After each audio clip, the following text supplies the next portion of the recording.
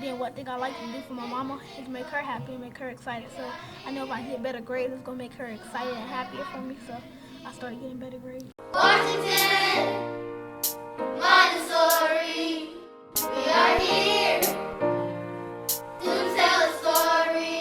We show excellence and dignity. We are here to Welcome back. You have just tuned into another episode of Podcasting with the Principal. I'm Principal Travers, the principal here at Washington Montessori Elementary School.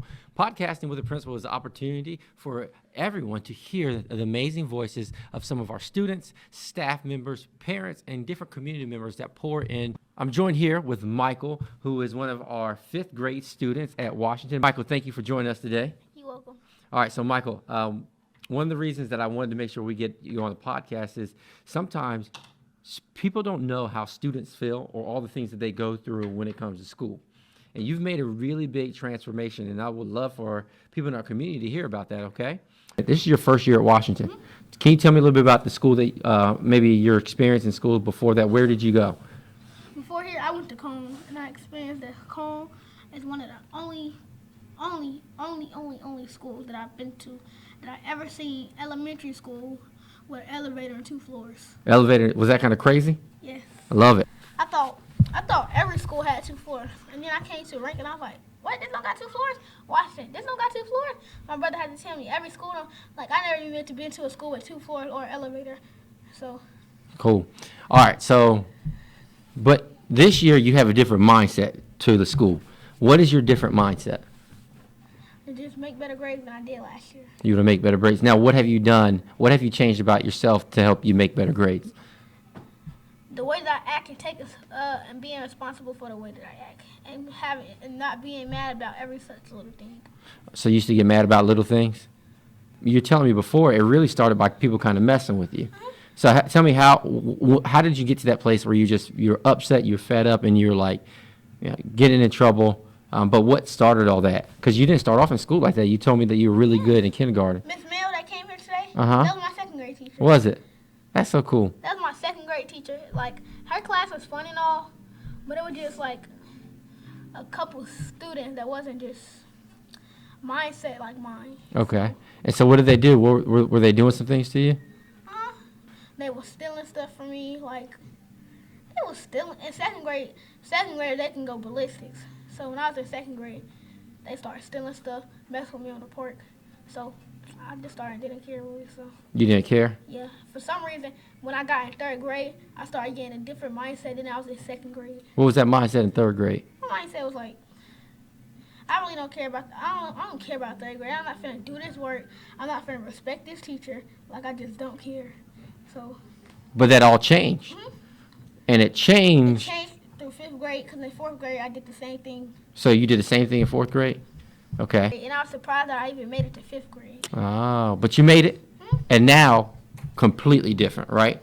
Tell me about the difference, like, now in class for you. Like, what is your focus on in class? My focus on is getting my work done. You can tell me to stop doing my work to go play football with you, but I'm not gonna do. I'm gonna do my work before I go play with you, because I want to make better grades than I did last year. Last year my grades was horrible, so my mama wasn't really excited. And then what thing I like to do for my mama is make her happy and make her excited. So I know if I get better grades, it's gonna make her excited and happier for me. So I started getting better grades. Love it. What does family mean to you? Family means a lot of things to me. It means something.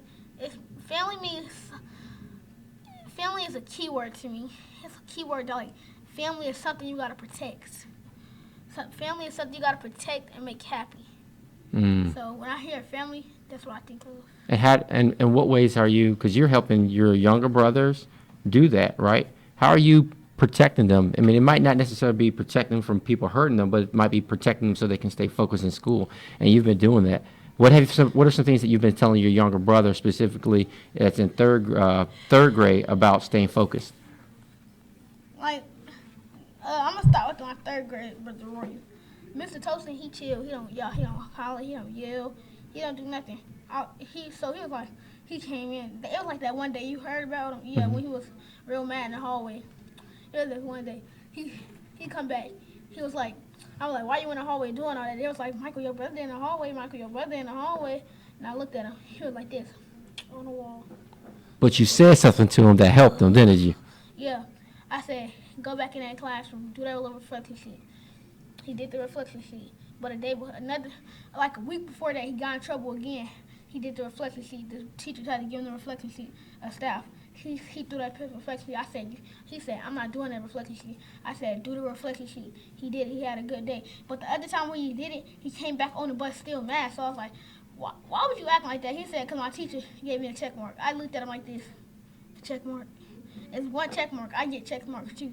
It's nothing but a check mark. Unless you're at two or three check marks, it's nothing to worry about. Unless you're 2 or 3, because it's just one. You can still turn your day around. I love that. And you've been talking to him about what you all have to do because you want to play flag football, don't you? So what have you been telling him about playing flag football? We gotta I was telling him, we gotta get good grades. So I'm trying to make you on the team. I'm trying to do a lot, me and you. So I'm telling him watch when I get my interim report and my report card this year. He said, I bet you ain't making better grades than me this year before school started. And what's your grades looking like on that interim report? I said, bet. 3s and 2s means A's and B's. 1 an F. I said, what do you see a 1 A? I said, I ain't got not one. So all your grades are looking good on your interim report. It's 3s and 2s. Only 3s and 2s. I love it. And how does that make you feel when you saw your interim report this time? I was excited. Yeah, because even that shows you all the hard work that you've been putting in. It pays off. It's been paying off. I love it. All right. Sometimes teachers don't know all the things that kids go through, do they? Yeah. What is something that could help teachers and people that work in buildings?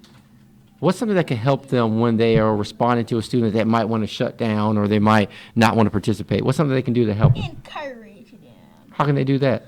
Encourage them by giving them compliments. Telling them they can do this if they want to do it.